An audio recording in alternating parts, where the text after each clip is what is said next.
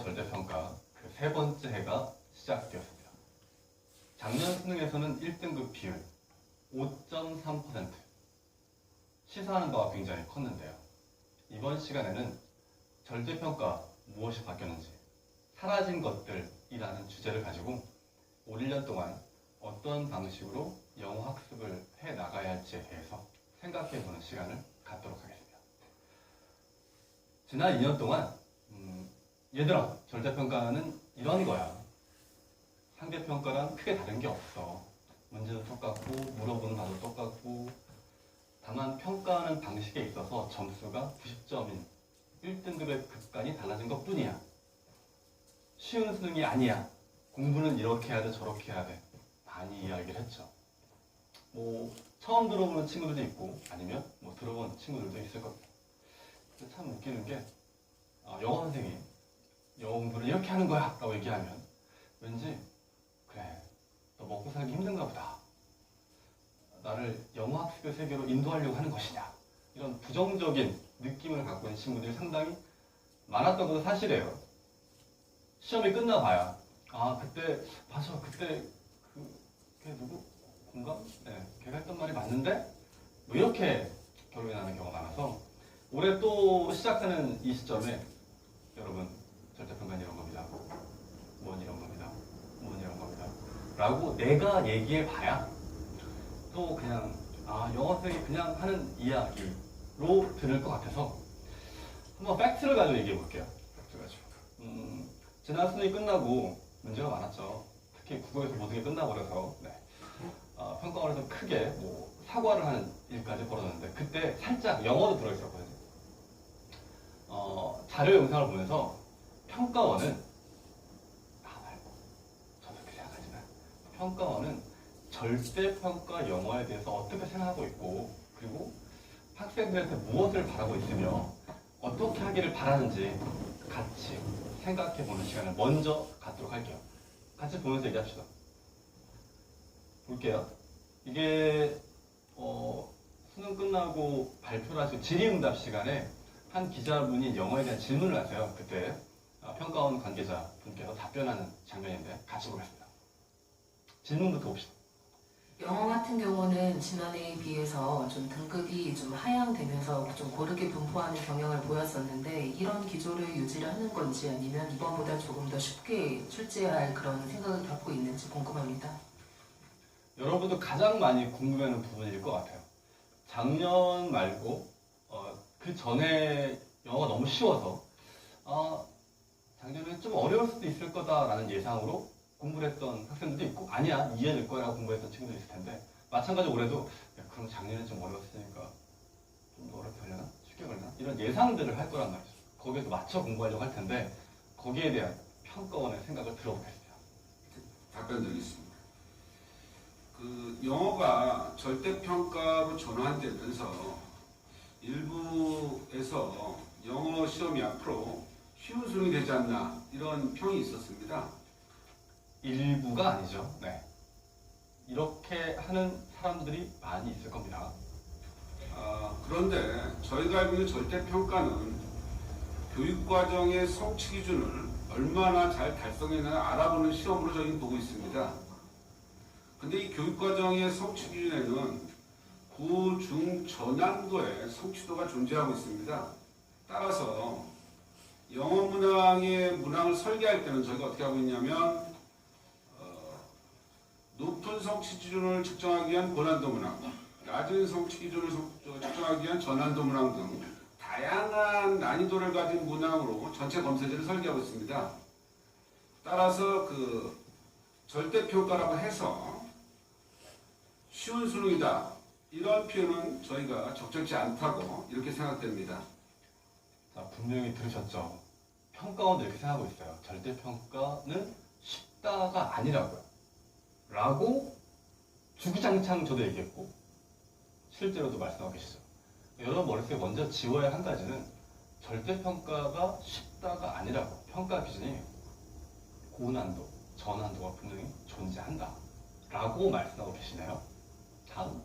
다만 기자님 지적하신 바와 같이 최근 혹은 작년 수능, 올해 육모, 부모 해서 1등급 비율이 좀 변화가 많았습니다. 잘 아시겠지만은 작년 수능은 10%, 올해 육모 때는 4%대, 그 다음에 부모 때는 7.9%, 그 다음에 요번 본수 5.3%, 상당히 혼란스럽습니다.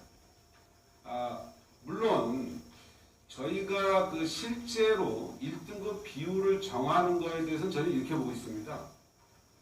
검사지는 교육과정의 성취 기준을 기반해서 내고 있는데 이런 검사지의 내적 요인도 있지만 저희가 중요하게 보는 것은 수험생 모집단의 특성도 상당수 관계 있다고 봅니다. 듣고 있니? 이게 굉장히 중요한 부분이에요. 이제 중요한 부분이 나올 텐데 계속 변동되고 있다. 알고 있다 이 말이에요. 알고 있는데 시험제 문제가 아니라는 거예요. 잘 들어보세요. 본인들의 시스템을 가지고 문제를 내고 있다. 그건 내적 요인이죠. 시험지 내적 요인인데 그게 아니라 모집단의 특성, 즉 학생들의 특성에 있다라고 말을 하는 겁니다. 이게 제일 중요한 부분이거든. 그러니까 절대평가건 상대평가건 시험은 변하지 않았다는 거야. 근데 여기서 학생들의 특성, 그게 뭐냐? 예를 들어서 수험생의 시험에 대한 준비도, 수험생의 시험을 보는 태도, 그 다음에 졸업생의 비율 등 다양한 변이로 구성되어 있습니다. 결국 시험은 똑같은데 니들이 공부를 안 한다 이 말이죠. 그리고 졸업생, 즉 Z생 또는 N생의 숫자가 들어오면서 상대적으로 공부를 잘하는 애들이 뭐 늘고 줄고 이런 외부적 요인을 이야기하고 있습니다. 다 듣고 있죠? 그래서 저희가 지금 보기에는 이러한 모집단 특성 변이를 이번 출제진이 정확히 파악을 못했다 이렇게 보고 있습니다. 따라서 향후 이 수험생 모집단에 대한 분석을 면밀히 해서 내년 이후에는 난이도가 안정적으로 출제될 수 있도록 최선의 노력을 다하겠습니다. 니들이 공부를 안 했는데 그걸 잘 몰랐단 말이잖아요. 근데 이거는 저는 벌써 수능이 시작된 지가 언제야? 20년도 넘었는데 그 안에 시스템이 분명히 있었을 거 아니에요. 근데 이건 어차피 예상이 잘 안 돼요. 애들이 얼마나 공부할지 어떻게 알아? 그렇지 않나요? 그러니까 이번에 학생들이 이렇게까지 공부할지 몰랐다라는 얘기를 한 건데 앞으로는 그걸 잘 분석해서 아이들이 어떻게 공부를 많이 하고 적게 하는지를 파악하겠다는 얘기인데 쉬운 말은 아닐 것 같아요. 그러니까 종합적으로 얘기하면 절대평가가 쉬운 건 아니라 우리 시스템대로 정확하게 유지하려고 했는데 애들 공부를 안 하더라. 공부를 이렇게 할지 예상 못했다 라는 얘기인 거죠. 제가 너무 단순화시켰나요? 그걸 느끼셨는지 기자님도 되게 뼈대는 질문을 합니다. 아까 말씀하신 대로 그 안정적인 시험이 될 수 있도록 노력을 하신다고 했는데 어떤 노력을 하실 건가요? 어떻게 분석을 지금까지는 분석을 제대로 못해서라고 하는 말씀이 되는데 굉장히 아픈 말이죠. 지금까지는 분석을 잘 못해서 라는 말이 되는데 어떻게 해서 분석을 더 면밀하게 하실 수 있는지. 지금 말씀드린 것 같이 현재 시스템상에 저희들이 다 가지고는 있습니다. 예를 들어서 실제로 검사지의 그 난도를 결정하는 방법은 이렇게 하고 있습니다. 저희 출제 원칙상 현재 문항의 검사지를 완성하면 그 과정에서 출제원과 검토위원들이 예상 정답률이라는 걸 만듭니다. 그거에 따라서 전체 검사지의 난도를 결정하고 이때 난도를 결정할 때 예년의 출제 기준을 유지하는 쪽으로 하는데 저희가 봐서는 저희 자체적으로 좀 총련히 반성해 봐야겠지만 출제 검토위원회 예측력이 좀 다소 미흡하지 않았나 일부 영역에 봅니다. 예를 들어서 저희가 보는 거는 영어 쪽, 그 다음에 뭐 국어 쪽의 특정 문항 등에 관련된 것입니다. 앞으로는 잘 봐주시겠다는 말씀인데 글쎄요. 쉬울지는 잘 모르겠습니다. 잘 해내시겠죠. 근데 여기에 가장 중요한 말씀이 이제 나와요. 이게 절대평가 시대 여러분이 무엇이 변했는가? 여러분의 마음속에 혹시 이런 것이 들어있지 않는가? 집중해 보시기 바랍니다. 또 하나는 제가 지금 방금 말씀드린 사항은 영어 관련입니다. 좀 스페시픽히. 영어에서 지금 학생들이 굉장히 많은 변화를 이루고 있습니다. 그러니까 영어 학생들은 수능의 작년에 1등급 비율이 좀 높다 보니까 올해 수능도 좀 가벼이 보지 않았나 해서 조심스러운 표현이지만 학습 준비도가 좀 다소 떨어진 것으로 보고요. 그 시험에 대한 태도라는 뜻은 뭐냐면 애들이 전략적으로 세우고 있습니다. 이제 저희가 파악하고 있습니다.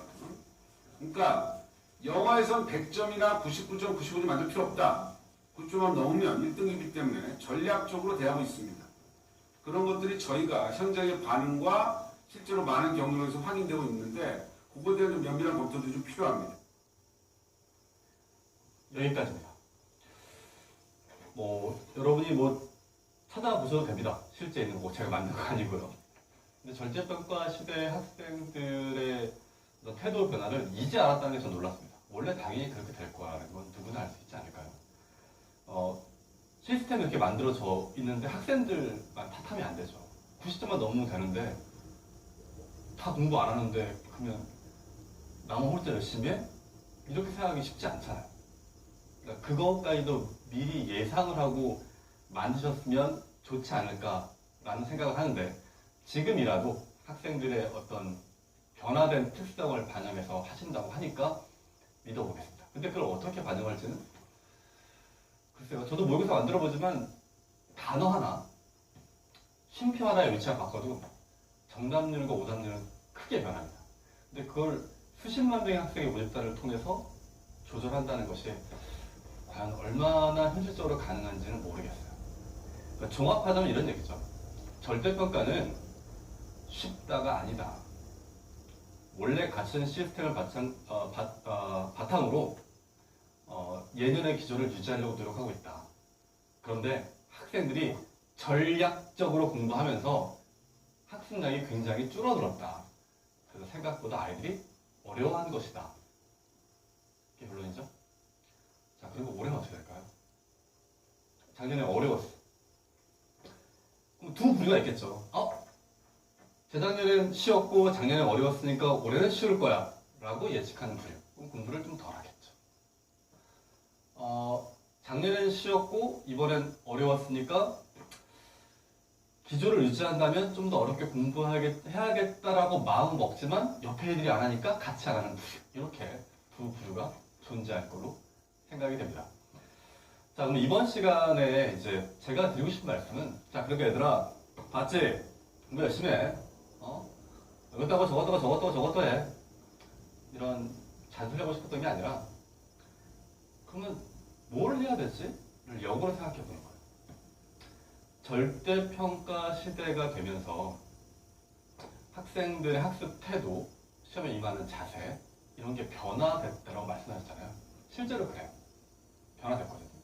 그러면서 점점 학생들의 실력이 하향 평준화된 게 사실입니다. 대학 반영 비율에서 영어를 반영하지 않는 학교도 있기 때문에 적게 반영하는 학교도 있어서 그런 현상이 생긴 건 사실이에요. 자, 그러면 영어를 잘하려면 어떻게 하면 돼요? 절대평가 시절이 아니었던 그 전에 어떻게 공부했는지를 생각해 보면 되죠. 맞잖아? 절대평가가 되고 나서 공부를 애들이 안 해. 좀 덜 하게 됐어. 애들이 시험을 잘 못 봐. 뭐 어떻게 하면 돼? 절대평가가 시행되고 뭐가 사라졌는지. 도대체 뭐가 사라졌길래 아이들이 공부를 안 하는지. 그걸 역으로 생각해보면 답이 나오는 거죠. 그게 제가 여러분한테 해주고 싶은 오늘의 이야기입니다. 그걸 랭킹을 만들어봤고요. 절대평가 시대, 사라진 것들, 랭킹 5에 대한 이야기를 합니다. 잘 들어보시고, 저 사라진 것들을 내가 다시 가져오면 그러면 되는 거지 라고 반대로 생각해보는 기회를 가지시면 돼요. 자, 편안한 마음으로 랭킹쇼 시작하겠습니다. 해도 되죠? 자, BG 한번 할까요? 네.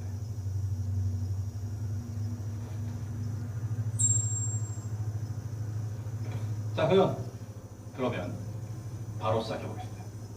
공감TV 랭킹쇼 절대평가 2년 사라진 것들 5위 손바닥 위 단어장.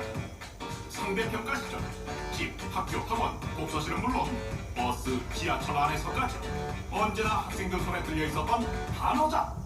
단어를 외우지 않는 말하네요. 이처럼 영어의 기본이자 전부라고 할 수 있는 것이 바로 단어인데요. 절대평가 시행 이후 영어 학습량이 줄어들며 언제 어디서나 틈틈이 단어를 외우는 학생들의 모습이 사라졌습니다. 공감하십니까? 네. 영어 공부 선생님 뭐 해야 돼요? 할 때 가장 많이 제가 답변하는 거거든요. 영어 공부의 팔은 어휘야, 어휘. 단어를 모르는데 어떻게 공부하냐. 예전에 여러분 중학생 때 들었을 때 있고요. 이렇게 보면 쉬는 시간에 이럴 때 그 짜투리 시간을 이용해서 단어를 외우고 학교에서 시험 많이 보고 학원에서 단어 시험 많이 봤는데 최근엔 단어 외우라고 그러면 절대평가 때 뭐 단어를 외워. 아니 절대평가랑 단어 외우는 거랑 무슨 상관이야. 이해를 못하겠어. 아니 단어를 못하는데 어떻게 영어 공부를 하지? 구문이고 문제풀이고 모의고사고 어휘가 없으면 끝이죠. 영어 성적을 올리고 싶다. 또는 유지하고 싶다. 어휘력을 유지하세요. 어휘가 탄탄하면 게임 돼. 맞지 않니? 당신이 영어 공부에 기본적으로 어휘 공부에 얼만큼의 시간을 쓰고 있는지. 그러니까 쉽게 말해서 원래 하던 대로 자투리 시간을 이용해서 단어 외우시면 돼요. 제발. 단어가 참 그래. 단어가 좀 귀찮을수록 더 많이 외우는데 요즘은 예전에는 정말 옛날에는 종이 다 사다 주죠. 어쩌냐면 귀찮아요. 찾기 귀찮으니까 한번 이게 무슨 뜻인지 생각을 하고 찾거든. 그리고 그 다음에 그 전자사전 아세요? 전자사전 이렇게 틱틱 누르는 거 있어요. 그것도 좀 귀찮으니까 한 번쯤은 생각을 해보고 그러니까 이 뜻이 뭐지를 생각해보고 하거든요. 요즘은 너무 찾기가 편해. 그냥 누르면 바로 나오니까. 심지어 옆에 써있고 앱으로 다 되고 막 이러니까 찾질 않고 기억해내려고 하지 않거든요. 단어를 무작정 외우는 게 아니라 한 번은 생각해 보려고 하고 이게 뜻이 뭐지를 생각해 보려고 하고 그래도 떠오르지 않는 단어를 자신만의 단어집을 만드는 게 가장 좋아요. 그럼 단어 어떻게 외워요? 많이 외우고 많이 까먹으시면 돼요. 사라진 거 5위 뭐였다고요? 손 위에 단어집. 그걸 다시 찾아오시면 됩니다. 자, 4위 봅시다. 공감TV 랭킹쇼 절대평가 2년 사진 것들 4위 손때 묻은 EBS 교재. 절대평가 이후 90점만 넘으면 누구나 1등급인 영어. 그러다 보니 다 틀려도 나머지 다 맞으면 1등급이니 안 해? 순서는 과감히 포기한다. 빈칸은 빈칸으로 두고 다음으로 넘어간다. 이렇게 뭐 하나쯤은 안 해도 되겠다라는 생각이 커지면서 이제는 EBS까지 공부하지 않는 학생들도 늘어났는데요. 결국 EBS 교재를 사기는 사는데 1월에 2월에도 3월, 4월, 5월, 6월, 7월, 8, 9, 10, 11월 그리고 수능이 끝날 때까지 늘 처음처럼 변하지 않는 모습으로 깨끗하게 전시만드는 경우가 많아졌다고 합니다. 공감하는 사람도 있을 거고 아니면 올해 후반쯤에 공감하게 될 사람도 있을 텐데 절대평가 되고서 가장 학생들 사이에서 없어진 말 중에 하나가 EBS N 회독이 없어졌어요. N 회독. 무슨 말이냐면 나 EBS 2회독 했다? 3회독 했다? 심지어 예전에 교재도 되게 많았어. 수능 특강, 도큐연습 1, 2, N제라고 해서 막 업버보이 150제, 고난도 330제 엄청나게 많은 책이 있었는데 그걸 다 봤거든요. 왜? 100점을 받아야 되니까. 근데 지금은 뭐 EBS 반영된 건 기억 안 나면 그냥 풀면 되지. 이렇게 하나 제끼고. 다 제끼다 보니까 EBS 교재마저도 책 딱 보면 이렇게 옆에 보면 이렇게 맨 앞에만 찌끔맞춰. 네. 여러분 책들 중에 특성 있잖아요. 뒤에는 깨끗한데 앞쪽만 이렇게 손 떼는 요건데 특히 EBS가 그렇죠. 그리고 맨 마지막에 가서 뭐 중요한 문제가 선별해요. 중요한 문제가 뭔지 어떻게 알아요? 중요한 문제가 시험에 나오는 문제가 중요한데 그건 시험이 끝나봐야 아는 거죠. 중요한 문제만 골라서 뽑아서 본다든지 적중 막 이런 거. 네, 몸소리 쳐줍니다. 다 보셔야 됩니다. 절대평가 시대 사라진 거 4위. EBS N 회독. EBS를 씹고 뜯고 무지하게 막까지는 아니지만 그래도 한 번은 봐야 될 거 아니에요. 거기서 문제 나오는데. 그리고 그걸로 공부하는 게 가장 단어도 외우고 새로운 지원도 많이 보기 좋은데. 맞죠? EBS로 영어 공부하시면 됩니다. 사라진 거 4위. EBS. 공부합시다. 자, 4위 볼까요? 공감TV 랭킹쇼 절대평가 2년 사진 것들 3위 만점의 행복. 상대평가 시절 구겨진 시험지들을 펴보면 대개 이 시험지는 환생한 흥선대원물의 것이로군 이라는 생각이 들기 마련이었는데 절대평가 이후 구겨진 시험지들을 펴보면 100점이야 이런 경우가 늘어나고 있다고 합니다. 이게 참 뭐랄까 손해본 것 같기도 하고 바보처럼 너무 미련하게 공부했나 라는 생각이 들기도 하는 바로 그 점수. 영어 원점수 100점! 영어만큼은 만점의 행복이 사라지고 말았습니다. 이게 정말 재밌는 현상이죠. 네. 100점을 딱 받는 아이 모습이 이렇게 와 기뻐가 아니라 숨겨야 되는 거죠. 네. 바보 같잖아. 현명하게 공부하지 못한 거죠. 그 10점의 시간 동안 다른 과목을 했으면 되는데 그러니까 100점짜리 시험지 두고 가면 집에 가면 엄마가 바보야. 야, 그 시간에 수학과 국어 해야지. 이렇게 되는 거죠. 그러니까 어떤 어려운 문제가 나왔을 때 예전에는 그걸 뚫고 지나가려고 하는데 지금은 어려운 게 나오면 전략적으로 공부한다는 거죠. 문제가 많아. 그러니까 이렇게 생각해보면 돼. 예전에 영어 공부할 때 애들이 교실에 앉아있으면 곰들이 아니고 곰이 20마리가 공부한다. 곰처럼. 요즘은 이렇게 바뀐 거죠. 여우로 바뀐 거지. 아, 이건 전략적으로 아닌 거야. 근데 89점을 받은 학생이요. 목표가 89점이 아니었거든. 89, 내가 열심히 공부해서 89 맞아야지. 그 89 맞은 게 아니거든. 100점을 목표로 하지만 89가 뜨는 거거든요. 그러니까 조롱받는 100점이 낫다고요. 눈물 흘리는 89보다. 89, 79, 69. 대학 입시할 때 뭐 학교별로 영어 반영 비율이 적은 학교가 많다라는 소문을 듣고 뭐 서울대는 반영 굉장히 적게 하는데 고대도 그렇대라는 얘기를 들으면서 정시에서 영어가 그렇구나라고 생각하는데 수능이 끝나고 원서 써본 사람도 알지만 1등급의 비율도 문제지만 2등급의 비율도 문제예요. 1등급이 작년에 10%, 2등급이 20%, 합쳐서 30%였는데 올해는 뭐 5%, 한 9%, 15% 되잖아요. 절반으로 줄었거든요. 그럼 뭐가 문제? 수시에는 최저를 맞춰, 최저. 영어가 안 되면 최저, 영어는 내가 한 80이나 90 넘겠지라고 예측하고 공부했던 학생들이 최저를 무더기로 못 맞춘 상태가 벌어지고요. 그 다음에 정시에서도 영어를 조금 반영한 학교는 2등급이나 3등급이 뜨면 지원 자체가 안 돼.